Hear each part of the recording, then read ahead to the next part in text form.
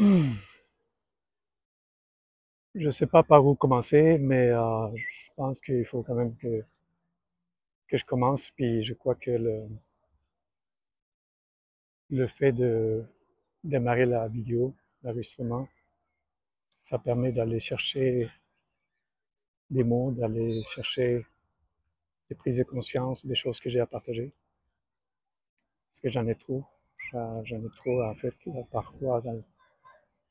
Parfois, je vis dans l'inconfort à cause de savoir un peu trop de choses ou de choses que je ne voudrais pas savoir. Ben, c'est inconfortable à vivre avec. Ah. Aujourd'hui, je voulais vous parler de la vulnérabilité. Je vous parlais de relations, de communication, mais surtout de la vulnérabilité. Et qu'est-ce que ça veut dire le mot vulnérabilité pour moi? En fait, le mot vulnérabilité, c'est quelque chose que, c'est pas un mot que j'utilise souvent parce que je préfère la non-défense. Parce que vulnérabilité, c'est un peu comme si on était en danger, mais il n'y a pas vraiment de danger d'être sans défense. On perçoit que c'est dangereux de se dévoiler. On peut percevoir que c'est dangereux de dire ce qu'on pense ou ce qu'on ressent, ou d'être même c'est dangereux de dire je t'aime, ou même c'est dangereux de dire je me suis trompé, ou j'ai tort, ou j'ai eu tort, ou je me suis emporté. Ça peut être aussi dangereux, on peut le percevoir comme dangereux parce que ça veut dire que quoi? Qu'on n'est pas parfait. Puis si on a une image ou on a nourri cette image-là dans les yeux d'autres personnes, ou que nous sommes extraordinaires, que nous sommes pratiquement parfaits, mais c'est un peu dur d'admettre que, dans le fond, oui, nous avons des croyances fausses ou des préjugés ou que nous ignorons certains sujets que nous n'avons pas étudiés ou que c'est ça, que on peut se percevoir en danger puis vivre constamment ou presque constamment dans la protection, surtout dans les relations intimes, parce que dans une relation intime, si on se dévoile trop, ben, on peut souffrir, on peut s'attacher à la personne qui n'est pas la bonne personne. C'est-à-dire qu'on s'attache à une personne, puis que cette personne-là va peut-être nous quitter, nous trahir, ou nous abandonner, ou nous juger, ou nous rejeter. C'est dur de vivre vraiment dans la vérité et en étant tout à fait authentique et bienveillant. C'est pas facile parce que ça comporte s'exposer à la possibilité de se faire rejeter, juger, abandonner, quitter. C'est, je suis, j'ai vécu beaucoup dans la peur du rejet, aussi dans la peur de l'abandon, mais j'ai été abandonné tellement de fois. Il y a des gens qui ont pris des distances pleines de fois, et on dirait que, à un moment donné, je me dis, ah ben, ok, ils vont prendre des distances encore une fois. Ben, c'est correct, je vais continuer à vivre. Mais parfois, c'est ça, c'est quand même difficile. Euh, alors, c'est quoi la question de la vulnérabilité? C'est que euh, c'est ça, c'est la vulnérabilité, dans le fond, celle dont je parle, c'est d'arrêter de se défendre, arrêter de se protéger, puis arrêter de fonctionner comme si il fallait être parfait pour mériter l'amour. On dirait que, ah, si je fais un tort, si j'admets que je me suis trompé, et là, ça veut dire que je dois me sentir coupable, ou que je suis misérable, ou que je suis inférieur, ou je ne sais pas quel scénario que les gens se rencontrent, mais je vois qu'il y a des individus qui ont beaucoup de difficultés à dire je me suis trompé comme si c'était la grosse affaire et que c'est tellement rare. Et là, je connais des gens proches de moi qui ont de la difficulté à dire ben, je me suis trompé, j'ai eu tort, je me suis emporté. Et s'ils l'ont fait, puis la question c'est combien de fois il faut admettre notre tort? une fois, 2 fois, 3 fois par année, 5 fois par année, une douzaine de fois par année. Selon moi, nous devrions l'admettre à chaque fois. Une fois qu'on s'emporte, on devrait dire « je me suis emporté ». C'est pas juste des fois. C'est pas juste quand ça a des conséquences.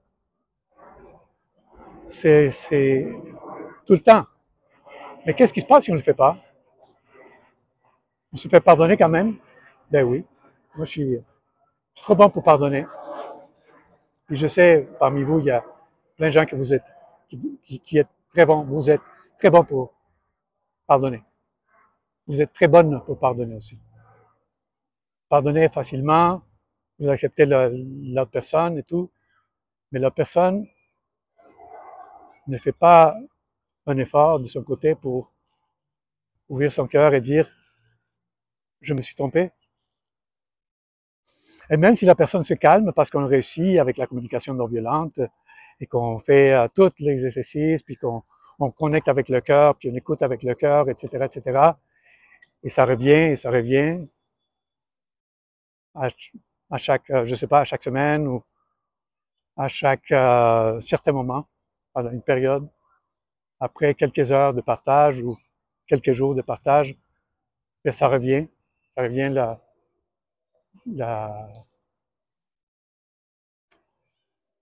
comment on appelle ça, le montage de lait, ou comment on appelle ça? En tout cas, les émotions négatives, les jugements et tout ça.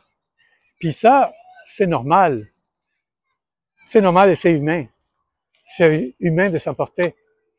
Mais ce qui est divin, c'est de demander pardon. Ce qui est divin, c'est de pardonner, mais aussi de demander pardon. C'est ça qui est divin. Et c'est ça qui dépense notre condition humaine. La condition humaine dans laquelle nous souffrons et nous sommes coincés, nous sommes limités, nous sommes pas tout à fait heureux. Mais cette condition humaine qui nous empêche de vivre dans la joie aussi. Parce que on ne peut pas vivre dans la joie sans être vulnérable. On ne peut pas vivre dans la joie sans jamais admettre ses torts, sans jamais admettre ses manquements. Et non, parce que dans la protection nous empêche non seulement de souffrir, mais nous empêche aussi de jouir, de savoir que la personne qui est là devant nous, que la personne nous aime sans condition, que la personne est là, elle sera là pour peut-être même pour toujours, peut-être pas. Comment on peut savoir si la personne qui est devant nous aime pour de vrai, si nous n'arrivons pas nous-mêmes à nous dévoiler et à... Je vois pas comment. Je peux pas savoir. C'est un peu comme comment on appelle ça, les chauves-souris. Comment les chauves-souris s'orientent dans l'espace? Par la voix. Elles s'orientent par la voix parce qu'elles font des cris qui vont, le son de leurs cris vont frapper des objets autour, puis à travers leur nez, qui est le sens de lui, ils l'ont dans le nez, et là, ils peuvent s'orienter dans l'espace. Donc, ils s'orientent dans l'espace parce que leur voix a un écho dans les objets autour. Si ils étaient sourds ou muets, ils ne pourraient pas s'orienter dans l'espace. Alors, comment pouvons-nous nous orienter dans l'espace si ce n'est pas, en tout cas dans les relations, dans l'espace relationnel, si on ne dit pas tout ce qui est vrai? Si on n'est pas capable de dire, dans le fond, j'ai peur, dans le fond, j'ai panique, ou j'ai peur pour telle chose, puis que on veut s'ouvrir pour être capable de guérir quand même, parce que pour moi, avoir le cœur fermé, ça comporte des blessures, évidemment. Les mécanismes de défense sont pas là pour rien, c'est parce que nous avons eu des blessures. Et la question, est-ce que nous allons perpétuer les blessures? Est-ce que nous allons agir constamment dans la protection le restant de nos vies? Et ça sert à ça les thérapies, ça sert à ça les psychédéliques, ça sert à ça les démarches de croissance personnelle, ça sert à ça les conseils de relations de couple, Ça sert à ça. Toute forme de dépassement de soi, c'est d'aller au-delà de ce qui était programmé, de ce qui a été blessé, aller au-delà de nos programmes, de nos blessures, de nos conditionnements. Puis pour moi, le moyen le plus profond, l'espace le plus profond de croissance, c'est la relation consciente, relation intime, que ce soit intime avec nos frères, nos sœurs, si c'est possible, nos parents, nos enfants ou nos partenaires.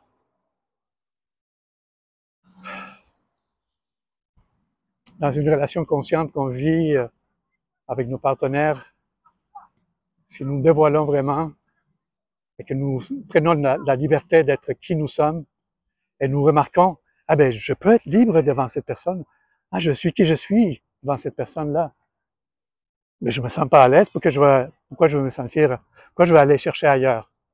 Si je me sens tellement bien, j'ai l'impression qu'on m'écoute, j'ai l'impression qu'on m'accueille, j'ai l'impression qu'on me reçoit, j'ai l'impression qu'on ne me juge pas. Et en même temps, on ne peut pas savoir. Si tu portes un masque ou si tu marches avec une armure, comment tu sais les gens qui sont pas là pour te menacer? Si je porte le masque, comment je peux voir quand les autres portent des masques ou quand les autres ne le font pas? Alors c'est ça, c'est la question de la vulnérabilité. C'est comme ça me fait penser pour moi de ne pas être vulnérable, d'être à la défensive, puis d'être comme, de ne pas se laisser vivre des émotions sans les exprimer de façon maladroite. Comme vivre la colère, c'est pas la même chose que manifester la violence. Je peux vivre la colère sans être violent. La colère, c'est une sensation, une émotion, une expérience, mais la violence, c'est une autre chose. Puis que si je suis en colère et que je dis tu me fais chier, je suis pas en train de faire de contribuer à la vie. Si je te dis je me sens mal à cause de toi, je contribue pas à la vie, ça. Je suis encore dans l'erreur, dans l'illusion que quelqu'un d'autre peut me faire tort sans ma permission. Ouf, par où commencer, par où continuer?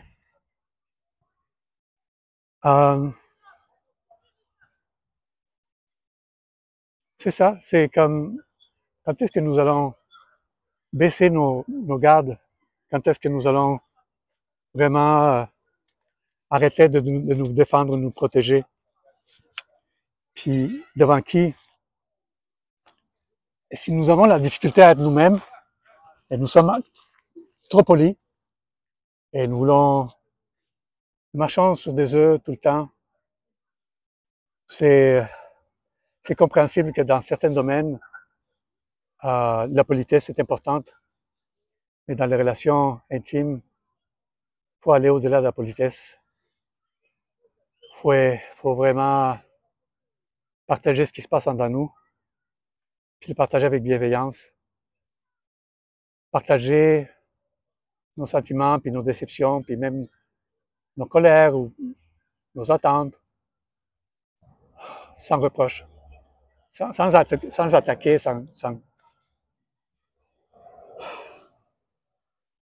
En même temps, je me rends compte que j'aime certaines personnes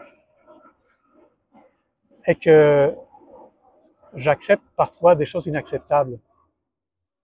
Comme j'ai dit, parce que je suis beaucoup dans la communication consciente et tout ça, et que j'écoute,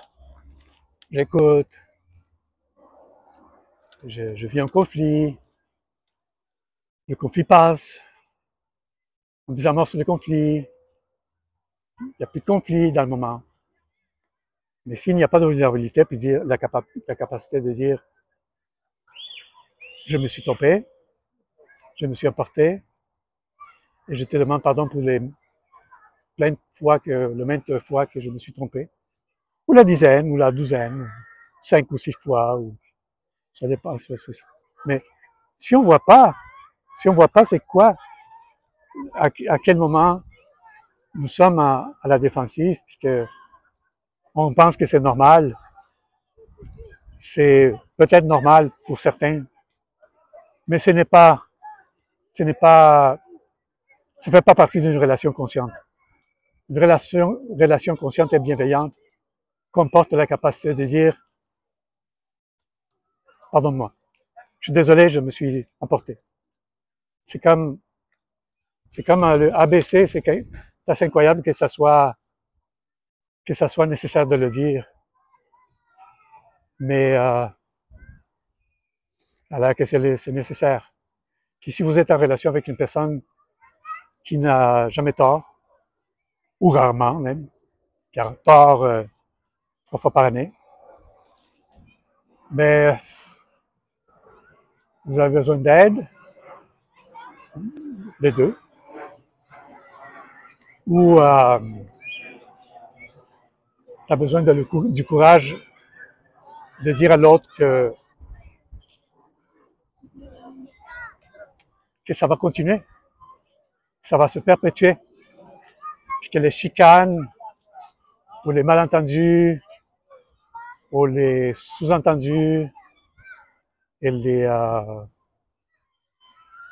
énervements, ou je peux manquer de vocabulaire, et les offenses vont continuer à se perpétuer parce que on croit encore qu'on a quelque chose à protéger. Comment on sait qu'on a quelque chose à protéger ou pas? Si on s'enlève jamais la protection. Fait qu'à un moment donné, il faut se dévoiler. Il y a plein de moyens. À travers l'aide des thérapeutes ou l'aide de conseillers de relations ou avec les psychédéliques, absolument. Il y a des gens qui vont prendre la MDMA pour se parler des vraies affaires. Pas juste pour se parler, mais pour s'entendre, pour s'écouter.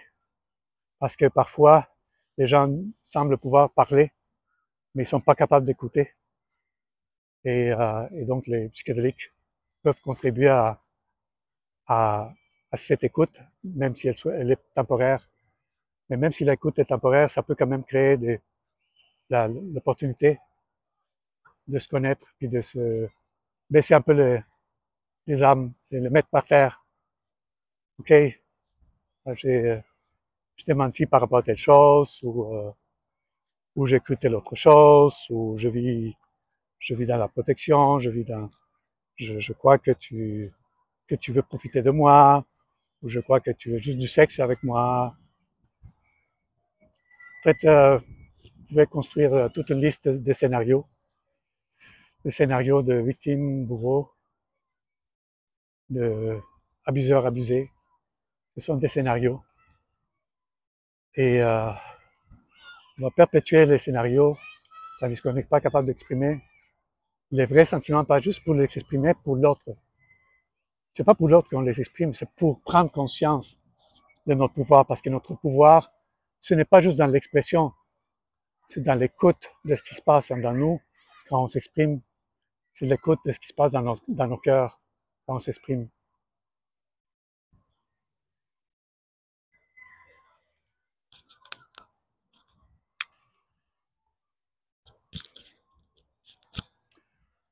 Ah, ouais, si vous êtes, si vous n'exprimez pas vos peurs qui se cachent derrière les mécanismes de défense, ben oui, c'est clair. Moi, j'ai peur que la personne que j'aime s'éloigne encore une fois. Et en même temps, ça va arriver,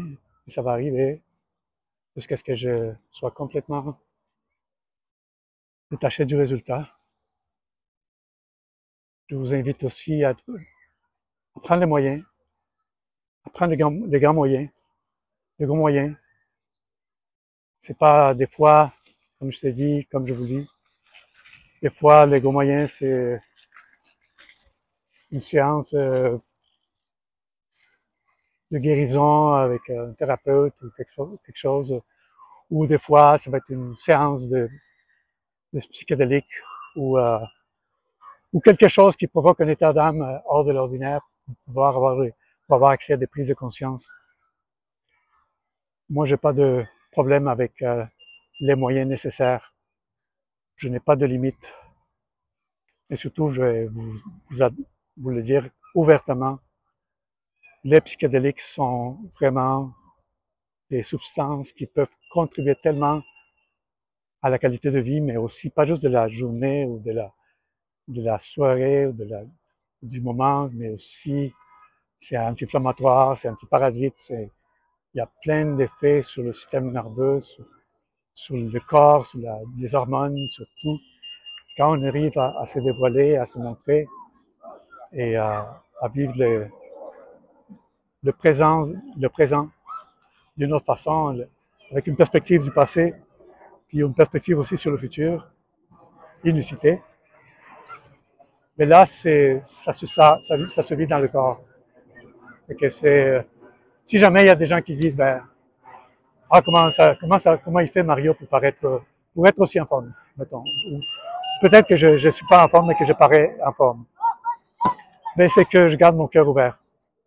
Puis c'est vraiment tout une job. Ça veut dire que garder le cœur ouvert, c'est ouvert pour apprendre des choses nouvelles, pour pratiquer des choses nouvelles, ouvert pour l'aventure, ouvert pour les connexions. Puis pour moi, cette ouverture, ça fait un effet sur mon système nerveux, sur mes fascias, sur le muscle, sur tout. C'est comme... et pour ceux qui ne le savaient pas, moi, je suis extrême dans mes choix de santé. Je mange extrêmement santé, bio, vegan la plupart du temps. Puis, mais pas juste ça. Mon alimentation est très réfléchie. Ma supplémentation aussi est très réfléchie. Mais pour moi, partie de la supplémentation, c'est les microdoses ou les doses. Les psychédéliques, pour moi, font partie d'un style de vie sain. Puis, si on dit qu'il y a des gens qui vont consommer de la créatine à chaque jour ou qui vont consommer des acides aminés ou des protéines à chaque jour, ben moi, je vais prendre à chaque semaine, autant que nécessaire, je vais prendre des psychédéliques, je vais prendre des microdoses. Parce que il n'y a pas d'effet secondaire, à microdose surtout. Puis, c'est, en tout cas, j'aime ça, j'essaye de me dévoiler pour que les gens comprennent que euh, ils ont été mentis. Il y a plein d'influenceurs qui vous cachent des choses, il y a plein de gens qui vous cachent des choses. Et je ne veux pas vous cacher le fait que je prends les gros moyens parfois pour avoir accès à cette clarté-là. Pas juste la clarté, mais aussi le l'art de partager. Parce que oui, peut-être que même une certaine clarté, mais souvent j'ai peur de partager, j'ai peur de m'exprimer. Puis je suis un peu, et ça j'ai l'habitude de ne pas me partager. J'ai l'habitude de ne pas faire. J'ai l'habitude de ne pas dire. Et quand je veux me dépasser, ben, j'ai les moyens. Alors, quoi d'autre sur la vulnérabilité? Ben, c'est ça. Euh, Comment on appelle ça? Un raincoat en français, un manteau de pluie. C'est ça. Pour moi, on ne peut pas profiter de la fraîcheur d'une douche en portant un manteau de pluie et puis, ou sous un parapluie pour prendre la douche. On ne peut pas se mouiller, on ne peut pas profiter. Puis pour moi, et vivre dans la peur de la vulnérabilité, dans la peur d'exprimer, de sentir ce qui se passe dans nous, dans la peur de nous rendre compte que nous sommes fait avoir depuis longtemps, vivre dans la protection constante, ou peut-être pas constante, mais constante pendant que la personne est là. Mais vivre dans la protection, c'est comme prendre une douche avec le parapluie ou prendre une douche avec le manteau de vin, de pluie. Et puis je pense que c'est ça. J'espère que vous avez compris l'idée de mon message. Dévoilez-vous, mais aussi demandez aux autres de se dévoiler. Parce que si l'autre n'est pas capable de se dévoiler, admettre le tort, il y a quelque chose qui ne va pas, vous n'êtes pas en relation profonde, vous êtes en relation superficielle, puis avec toute empathie, vous pouvez demander à l'autre personne de se dévoiler, puis juste savoir que autrement, ben jamais, jamais il peut avoir vraiment un amour profond sans dévoilement. Et je dis aussi, quand je parle de dévoilement, je ne parle pas juste que c'est seulement les psychédéliques qui peuvent permettre le dévoilement. Ça peut être aussi la méditation le soutien avec un thérapeute ou un guide ou un chaman, ou peu importe, mais il faut se dévoiler. Si on reste voilé, on peut pas vraiment savoir c'est quoi, c'est quoi c'est quoi la vraie amour, c'est quoi la connexion avec soi. Alors, je ne sais pas si ça a servi à quelque chose, mais voilà, dévoilez-vous, arrêtez de vous protéger, puis attendez que les autres aussi, puis nourrissez les relations où les autres sont capables de se dévoiler aussi, de montrer leur peur, de parler de leur peur, puis parler de leurs difficultés ou de leur humanité. Parce que ce soit clair, le fait d'avoir des peurs, ça fait partie d'être humain. J'espère que vous allez tout écouter d'ici à la fin. C'est humain d'avoir peur, mais c'est divin de lâcher prise puis d'avoir le courage. Alors, soyez humain et divin. À la prochaine. Bye.